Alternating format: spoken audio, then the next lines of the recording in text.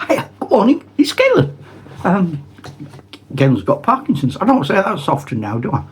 See, we're having a think. I want to talk to you today, and it's going to be before anything. Not before anything, not before like dinosaurs, or Big Bang, or Book of Genesis, but before me playing games. To that end, I'm going to read you a little sentence from a book that was incredibly influential for me and which I loved, which I read over and over and over and over again. So I'm not going to show you the book just yet. I'm just going to read you the sentence.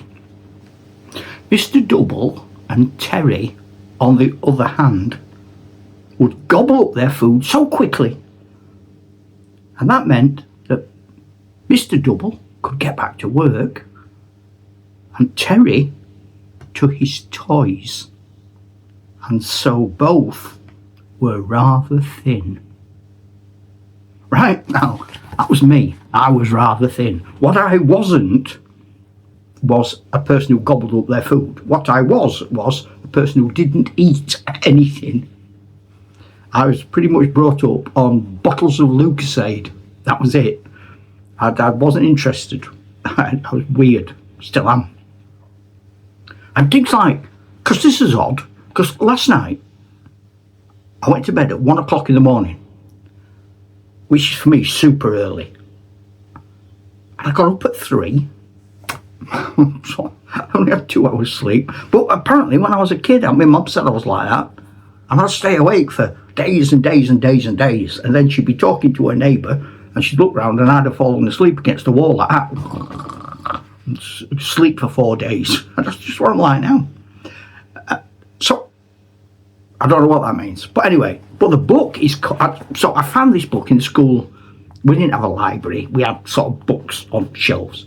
And it was when I was in the infants. So I'd be about 7, I suppose, when I discovered this. Originally a French book published in the 30s, published in the UK in the 40s, and I was reading it in the 60s. Don't know what happened to the 50s.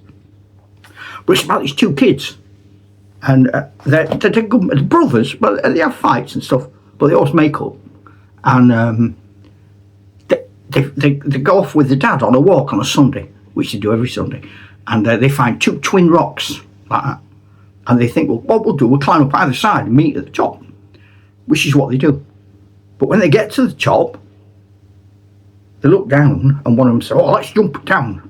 And they dare each other and one of them jumps down. And when it gets down, there's a little door and an escalator going into the earth. So his brother jumps down. I'm not spoiling the book because this is the end of chapter 1. And they hear their dad shouting, ahoy, ahoy, which is the sign to go home for tea. And they think there's people living at the bottom of the earth. We will get on the escalator and we'll just pop down and have a quick look, which is what they do. I love that book. I read it again and again and again and again and again and again. And I ordered it off Amazon about a year ago. I didn't even know if it was around. So, to me, that's the first book I ever read where people, kids, a bit Narnia-y, go into another world. In their world, it's a world where all of the rather large people are jolly and happy and all go and live together, and they're at war with the very thin people who are really austere and grumpy, and it's sort of First World War look to the uniforms and so on. And they're at war with each other, and the 2 brothers find themselves on either side because of their physical appearance, and they learn lessons about life. But it's great. It's good. I don't suppose it's politically correct these days, but back in my day, nobody gave a monkey's uncle. If that was the worst anybody called you, I got called some horrible things. I was little. I really was. I put a picture of me. Well, I put a picture of me on here. That's me and my dog Susie. And we were bestest mates. Proper bestest mates. And if you notice, I've got it's like a balaclava my grandma knitted me. Put it on your head like that. Kept you warm. But to me, it was like the chainmail things that knights wore. And so I even red hot weather, used to have it on. Because it was my chainmail hat. I got my stick. That bonfire that we're building, I remember it vividly. It's in my granddad's back garden, and he ordered, because my granddad was dead good at being a kid. He was the best adult I knew, because he got being a kid. And he ordered from a mate somewhere a lorry load of old timber, and we went to the bottom of his garden, me and my brother, and we built a big massive bonfire. It was great. But only me, and I didn't have mates. There were nobody else there. Me, my granddad and my brother. That's all we needed.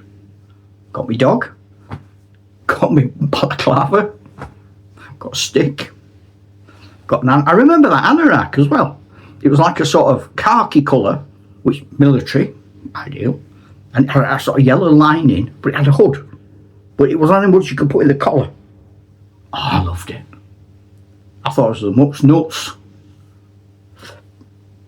But those games came at a cost. But they brought rewards. When I was at school, being like everybody else was what mattered. Anything that made you stand out. Physical disability, illness, height, size, anything. And you were a victim. You had a target written on your head. Like the way you spoke. Anything. Could have a funny name. Galen. Oh, I'm little and thin, I'm called Galen. Oh no. It was hard work. Now I sort of over time turned that into a fantasy where all these bullies, I didn't call them bullies back then, you had to pull yourself together. But these, let's call it what it was, they were bullies and they were unpleasant. I nearly said a rude word then. They were the bad guys and I had to avoid them at all costs. And I became a spy and an agent. And I used to nip about like a ninja, although I didn't know what ninjas were. And so I got my dog, I got my balaclava, I've got a good granddad, I've got my brother, we play similar stuff.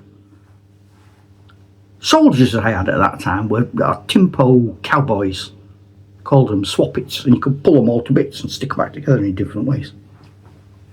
I've still got them.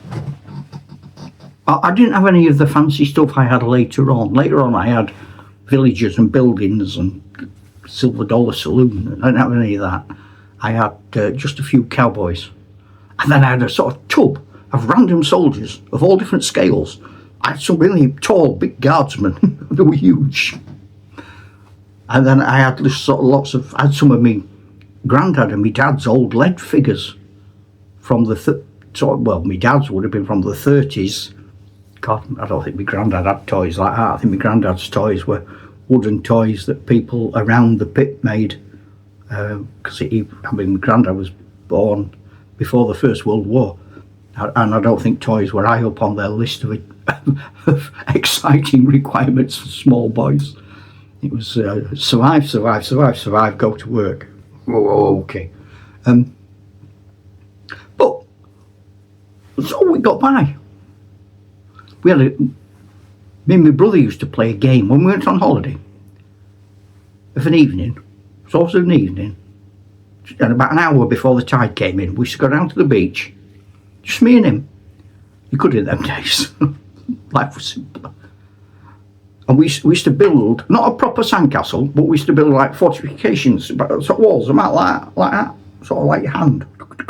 We'd build them all around, and we'd build secondary defences, because we were wise. And then we used to be able to get, you can't get them anymore, I've tried.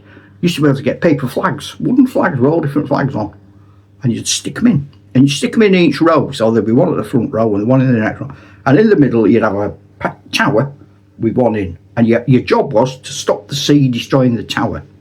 And as the sea started to come in, it was quite easy at first, but then the walls would start crumbling and you'd be dashing to try and repair them, and it crumbled somewhere else, and eventually the nature would take its course, and boom, it would pour in, and you would be hard pressed then to defend the second line of defence and the third, and then eventually your tower would collapse, you'd collect all your flags and you went on. Those sorts of games, we didn't get them from anywhere. Nobody told us about them. We just did it, and we did it every year. And we looked forward to doing it. We had yachts, little pond yachts, only cheap little things. They would have been in our house. We wouldn't have got no too expensive. And we went to Whitby on the North Yorkshire coast. And at night, there was a paddling pool and like a little line, and you paid to get in. But my dad discovered if you went up after, say, 7, 8 o'clock, there was nobody there. So you could pop over the wall. And we used to go in and sail our boats. And then for an hour or two, we weren't hurting anybody. Nobody there. And then we used to beetle off. Absolutely loved it. Fantastic. I remember one year we got a bit overexcited and we decided to upgrade our boats. And that was a big mistake because that metal bit at the bottom that keeps your boat upright was too big for the shallow part of the pond. The boat just went stuck. So yeah, we went back to the little boats. Yeah, that's it really. Games we made up rather because we had to, and we were making the best of a bad job. Nobody in the 60s and the 50s who was popular, good at sport and had loads of friends went and played on their own amongst piles of wood, wearing imaginary metal hats and fighting imaginary baddies and spying on bullies in hope that they won't get their heads kicked in, because they didn't need to. So we have won because we have come out on top. They're not here doing this. They're off being popular and rich with girls and posh cars. I don't know what they're doing. It's not my world. They're not here. I know that because I chase them off. Chase them off now. I've got muscles, but it's a long time since. I'm going to talk about 62 years ago. Flipping out. Anyway, so that were it today. I'm not doing anything else. I'm not talking to you about soldiers. I'm not talking to you about Airfix bricks or Lego or Dungeons and Dragons. Nothing. I wasn't even going to mention them. This is a test. If you stick around after this, I know you love me. Love me, I'm thick. Sorry about that. Ta-ra, Chuck. I'm sleep deprived.